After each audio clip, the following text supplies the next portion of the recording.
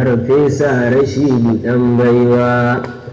Godiya ga Allah Khaliki, salati ga manzo haziki. The Vice Chancellor, members of the Governing Council, the Deputy Vice Chancellor Administration, the Deputy Vice Chancellor Academic in absentia, the Registrar, the University Librarian, the Bursar, Provosts, Deans, especially the Dean of Faculty of Arts and Social Sciences, the Directors, Professors, and other members of the University Senate, heads of department, especially the head of Department of Religious Studies, other academic, administrative, and technical staff of the university, religious leaders, notably Sheikh Usman Isa Taliawa and Sheikh Qadi Baba Liman, presently with us here, representatives of Muslim organizations, traditional title holders in our midst, especially the Oba of Yoruba Gombe, my dear mother, uncles, invited guests, gentlemen and ladies of the press, esteemed ladies and gentlemen, Assalamu alaikum wa rahmatullahi wa barakatuh. Alhamdulillah, I thank Allah the Almighty for this exclusive opportunity to present the 5th inaugural lecture of the Gombe State University series, the 2nd in religious studies, the 1st in Islamic studies, and also the 1st in Hadith in the history of Nigerian university system. Mr. Vice Chancellor, sir, Islamic studies as a field of study in academia encompasses numerous areas of specialty. Various universities around the world award degrees of different levels based on specific area of specialization. One of these areas is Hadith studies / Hadith sciences, which I have chosen to be my focal point in the academic arena. The journey began since my secondary school days, when I came into contact with some works of Sheikh Muhammad Nasiruddin al-Albani rahimahullah ta'ala, and successive interactions with Sheikh Muhammad Sani Rijal Lemu. My admission into the prestigious Islamic University of Medina to study Hadith from its fountainhead at the undergraduate level, and subsequent interaction with many scholars at the postgraduate level enriched my knowledge about Hadith, and also gave me the opportunity to deepen my awareness in this field. Mr. Vice Chancellor, sir, from the journey so far, I have discovered that in Hadith there are unlimited solutions to the multidimensional challenges facing humanity in the cosmos today. Conducting academic research in the Hadith with a view to identifying divine solutions via prophetic guidance will definitely go a long way in addressing global problems if adequately implemented. Allah the Almighty created man for the purpose of worshiping Him alone. He provides a conducive environment for man to attain this goal and enjoy his stay on earth. But due to limitations in human reasoning, Man on his own cannot adequately identify all what is beneficial or harmful. The Almighty therefore sent his messengers and prophets to explain to mankind the guidelines for human enjoyment as contained in his revealed books. For the Quran, the detailed explanation made by the Prophet ﷺ through his speeches, actions, and tacit approval is called hadith. Hadith is the second source of Islamic law, knowledge, and civilization after the Quran. Detailed explanation of the Quran is found in the hadith as earlier mentioned, and therefore Islam cannot be understood without the hadith. Mr. Vice Chancellor, this is a very important point.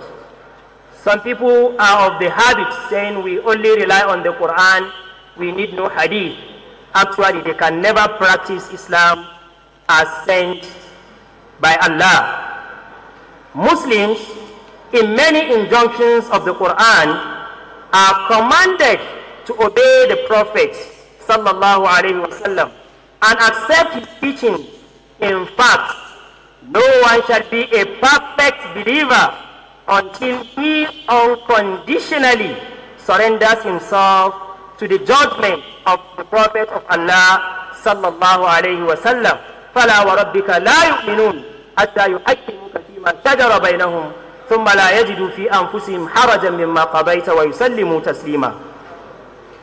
From the historical viewpoint of the development, Vice Chancellor, sir, considering the high position of hadith in Islamic discourse, early Muslim scholars since inception have developed various means of authenticating whatever has been attributed to the Prophet sallallahu alaihi wasallam with a view to safeguarding his message from foreign interceptions and fabrications. During the lifetime of Rasulullah sallallahu alaihi wasallam, his companions would meet him physically to confirm any doubtful statement or decision attributed to him. Some of them were also documenting his ahadith. These documents were later known as suhuf.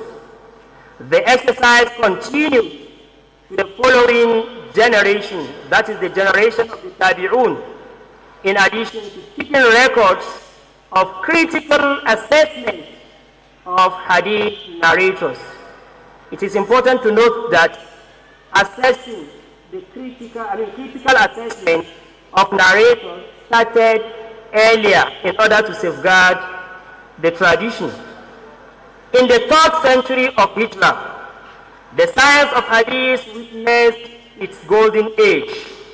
Great scholars of hadith emerged in this era, which led to the rapid growth of hadith compilation and the publication of exclusive books on principles of hadith sciences known as Mustalah al-Hadith. These scholars founded many areas of research in hadith sciences, especially in the aspect of validation of hadith and critical assessment of its narrators. Certain criteria were set to evaluate and determine reliable reporters of hadith. This exercise is known as Ilmul Jarh wa Ta'dil. Among the renowned scholars of this era were Al-Imam al-Bukhari and Imam Muslim, the authors of the famous books of hadith, Sahih al-Bukhari and Sahih Muslim, respectively. Looking at the nature of research in hadith studies, it is paramount to note that each hadith is made up of 2 integral components which form the focus of research in hadith studies as follows. The first component is the isnad, which refers to the chain of narrators connecting each generation, transmitting the hadith to the other. The aim of research in the isnad is to investigate the authenticity of information through laid down techniques. Scholars stipulated 5 basic conditions for authenticating any hadith. These conditions are: the chain of the narrators must be well connected. Each generation or each student must have met the person he's reporting from, and this continues up to the Prophet sallallahu alaihi wasallam. This connectivity must start from the author of a book up to the companion attributing the information to the Prophet sallallahu alaihi wasallam. The second condition: the narrators must be reliable persons with high level of integrity. Third, the narrators must have sound and retentive memory that will guarantee the accuracy of their narrations. Fourthly, the hadith must be free from discrepancies and irregularities. And lastly, it must always also be free from hidden defects and conspicuous errors. The second component is the matn, which refers to the actual text, that is the statement of the Prophet sallallahu alaihi wasallam. Research regarding the text is one of the challenges, so to mention, sir, in our country today. Many people read the text of hadith without having the necessary techniques to understand its content, and it led to a lot of confusion, in fact to insurgency in some aspects. Therefore, I submit that the researcher is required to adequately comprehend the hadith text with view to applying the content in addressing specific issues. Hence, there is need to follow the following steps. 1. The researcher must study the vocabularies of the hadith by consulting relevant books of hadith vocabulary. Vice Chancellor, sir, it's quite unfortunate that in Nigeria today we find people speaking to the world about the hadith using Arabic dictionary to interpret a hadith. They mislead people and they got misled. That is why I say relying on general Arabic dictionaries alone is absolutely wrong in this regard. Number 2, the researcher is expected to consult various books of hadith commentary to properly understand the content of the hadith in question. It is much helpful to consult, and I suggest or recommend to consult at least 3 different commentaries from classical and contemporary Muslim scholars. The researcher must also be acquainted with the circumstances surrounding the narration of the hadith, known as Asbabu Wurud al-Hadith. Undoubtedly, knowing the instance in which the Prophet ﷺ made a statement enables the researcher to understand and properly apply the hadith to the present situation. The researcher is also requested to collate relevant or related ahadith on the subject matter. This will help him to widen his understanding of the hadith. This is because detailed and additional information of a hadith may be found in other ahadith. Mr. Vice Chancellor, sir, my little contributions towards academicizing the hadith.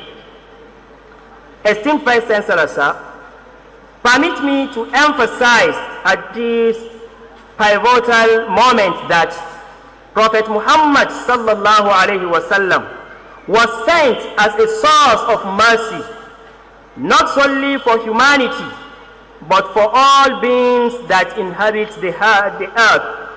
The Almighty Allah declares, وَمَا أَرْسَلْنَاكَ إِلَّا رَحْمَةً لِلْعَالَمِينَ, meaning, and we have not sent you, O Muhammad, except as a mercy to the world.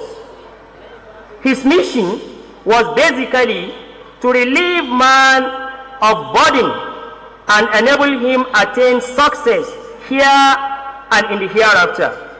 His message can truly be described as a solution to human multidimensional challenges. Details of his prescribed solutions are presented in the treasure of wisdom and knowledge, and that is the hadith.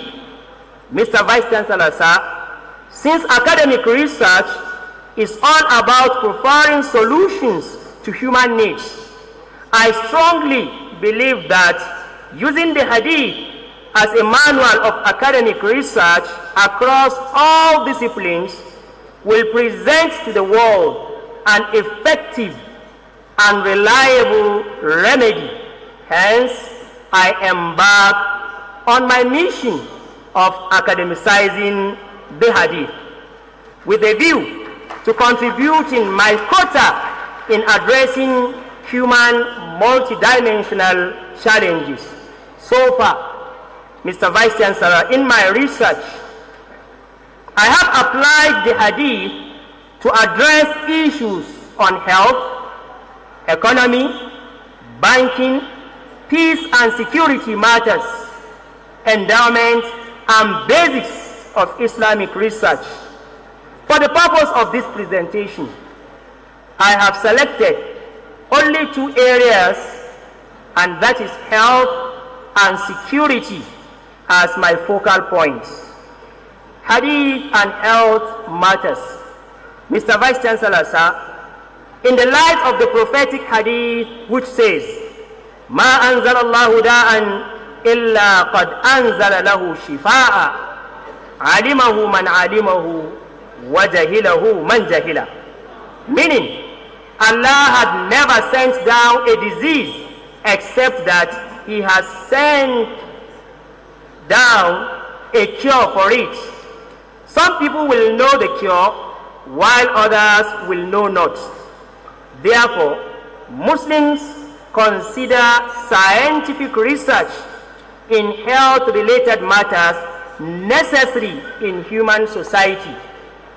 In addressing the challenges of COVID-19 pandemic, via my area of interest, that is hadith research, I found that the causes of pandemics can be classified into two broad categories. The first is the physical causes, which can be explained scientifically in accordance with the law of nature, while the second category is the metaphysical causes that can only be explained by religious interpretation of events. In the hadith, the Prophet of Islam sallallahu alaihi wasallam affirmed on several occasions that whenever indecent acts such as fornication, homosexuality, lesbianism, and public display of nudity become the order of the day in people's lifestyle, the aftermath shall be the outbreak of pandemics and novel diseases that the previous nations never experienced. In order to control infectious diseases and prevent the spread of pandemics, since 1,400 years ago, the Prophet sallallahu alaihi wasallam has presented to the world numerous preventive measures. We all heard about washing our hands, social distancing, isolation, and other. All these were mentioned categorically in the ahadith of Rasulullah sallallahu alaihi wasallam based on my findings.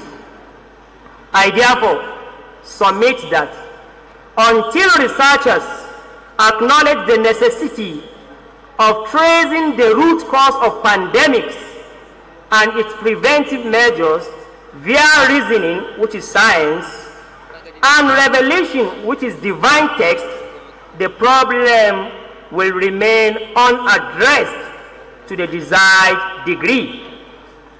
Mr. Vice Chancellor, sir, on the issue of security, under the guidance of the hadith of the Prophet sallallahu alaihi wasallam that says, "Man asbaha minkum aminan fi sarbihi." The Prophet sallallahu alaihi wasallam said, "Whoever amongst you wakes up in a secure environment, having a good health and processes his daily bread, then he is like being given the entire worldly enjoyment." Based on this hadith, I submit that security is the bedrock of every society. The first need of man on earth is security, followed by other needs. In addressing the security challenges that engulfed our dear region, northeastern Nigeria, a couple of years ago, I examined the prophecy of the Prophet sallallahu alaihi wasallam on insurgent group of youths, Khawarij, that will emerge and become a threat to security in the name of religion. In a number of ahadith, based on my research, the Prophet sallallahu alaihi wasallam described the Khawarij sect as a group of young people with myopic thinking that will emerge at the end of time. Their misconception about faith, that is Iman, due to erroneous interpretations of some Quranic texts, especially the Quran and the Hadith, this led them to bloody activities. For this reason, I recommend that the dreaded sects be combated not only with military force, but also with deliberate and well-articulated intellectual cum ideological counter-narratives to disabuse and de-radicalize the mindset of its existing as well as prospective members. My vision on academicizing the Hadith. Mr. Vice Chancellor, sir, my engagement in the study of Hadith over the years has proven to me the resourcefulness of Hadith in academic discourse and the need to extend its scope in the Nigerian university system. The NUC, in its BMAS and the recent CCMAS, provided a few number of courses on Hadith for students of Islamic studies. These courses are never, and I repeat, these courses are never enough to produce graduates with adequate knowledge and skills to conduct academic research in Hadith. Mr. Vice Chancellor, sir, I therefore strongly advocate for specialization in Hadith sciences right from undergraduate level. In some African as well as Canadian universities, very interesting to know, they award degrees BSc in witchcraft. BSc in witchcraft. If these universities will do this because they feel they need it, I see no reason why we cannot make a case for BA Hadith Studies in the great city of Bubayeru.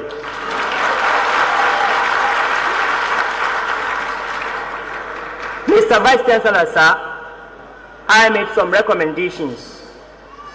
In order to produce well-grounded Islamic scholars who can favorably compete in the academic arena globally, I wish to recommend that 1. The General BA Islamic Studies program that is offered in Nigerian university should be unbundled at least into 5 distinct programs as follows. 1. BA Quranic Studies. 2. BA Hadith Studies. 3. BA Islamic Jurisprudence and its Principles. 4. BA Islamic History and Civilizations. And 5th, BA Islamic Creed and Theology. This will enable the students to have focus in their areas of speciality and not to be referred to as jacks of all trades, masters of none.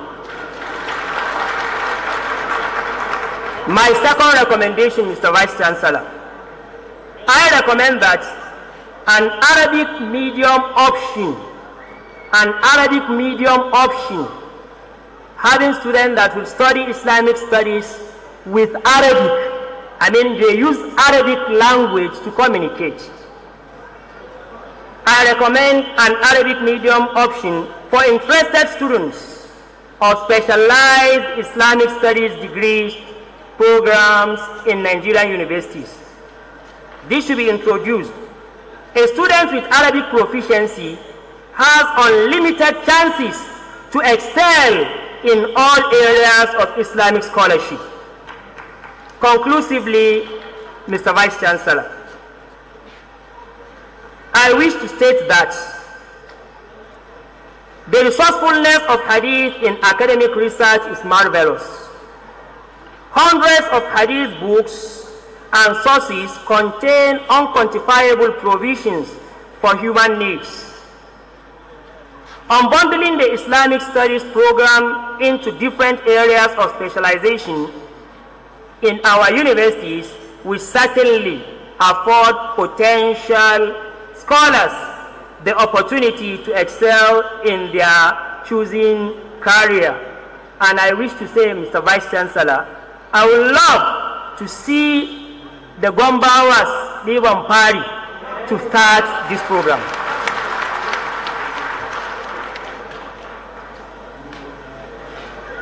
This goal of having scholars, this goal will be better achieved by making provisions for Arabic medium option for students of Islamic discipline.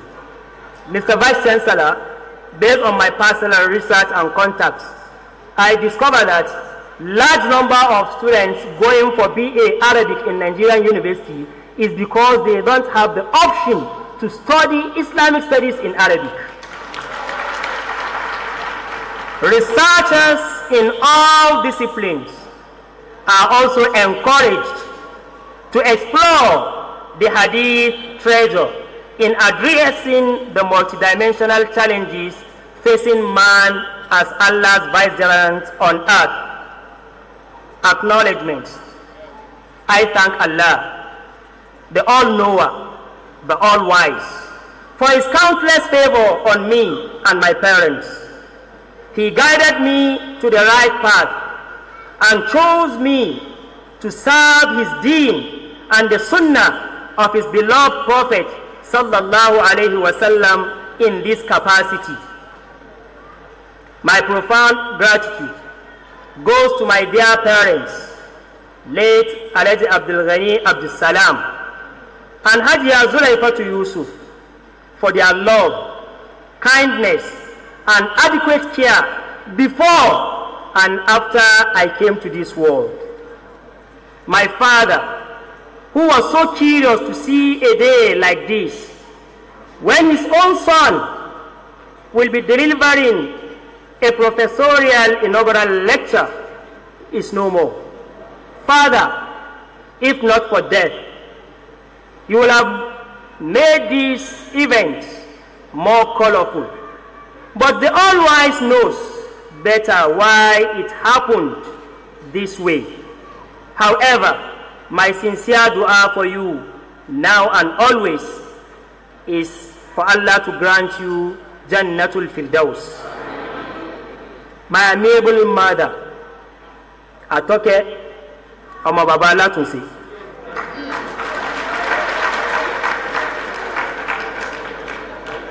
that traveled down to this place just to witness this event.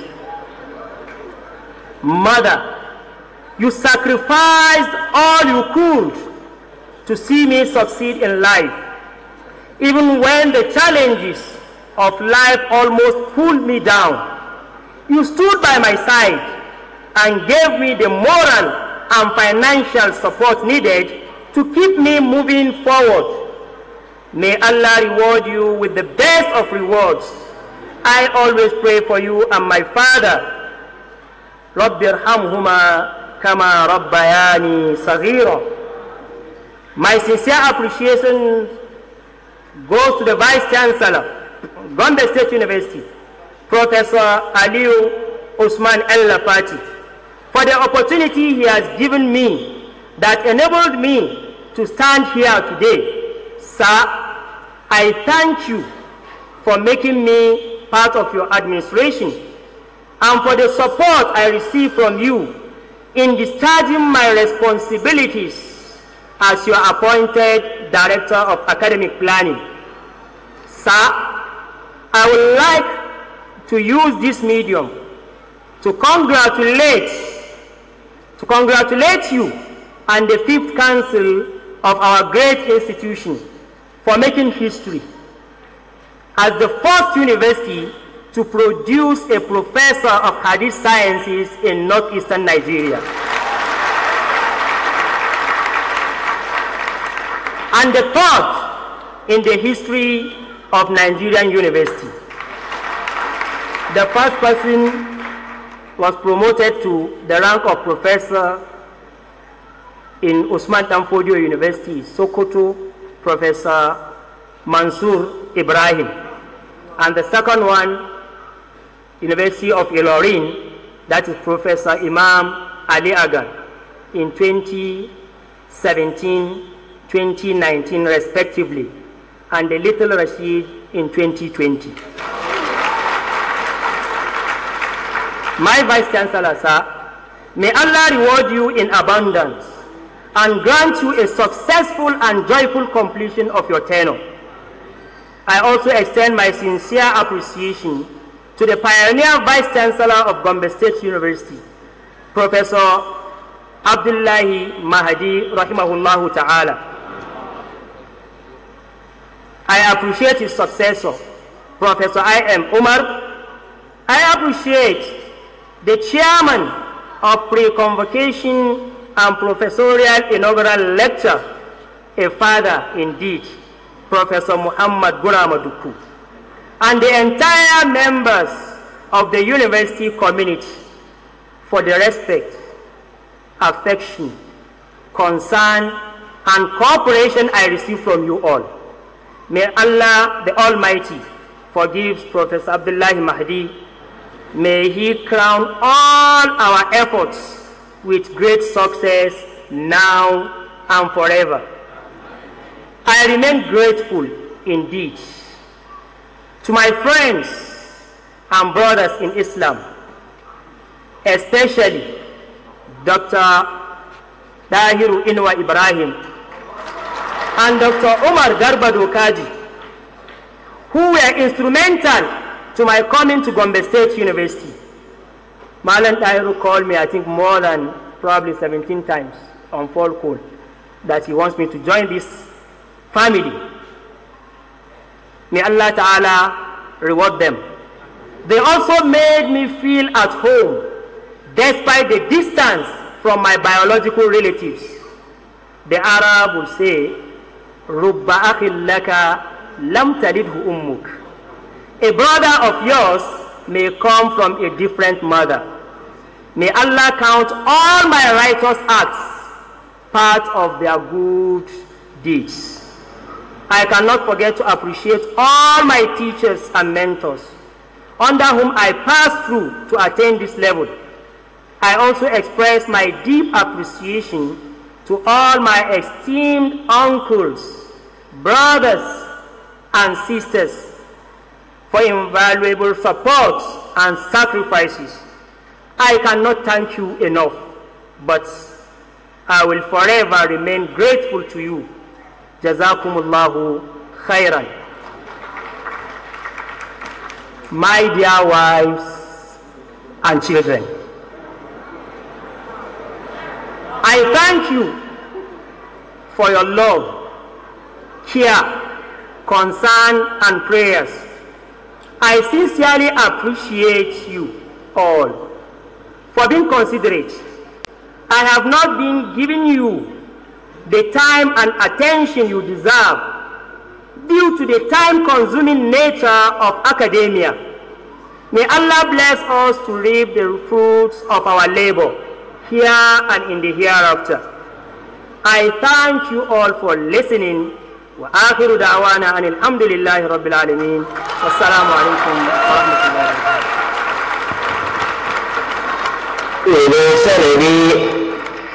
Addinin musulunci ya yi faɗi ya tsallaka ga Afirkawa.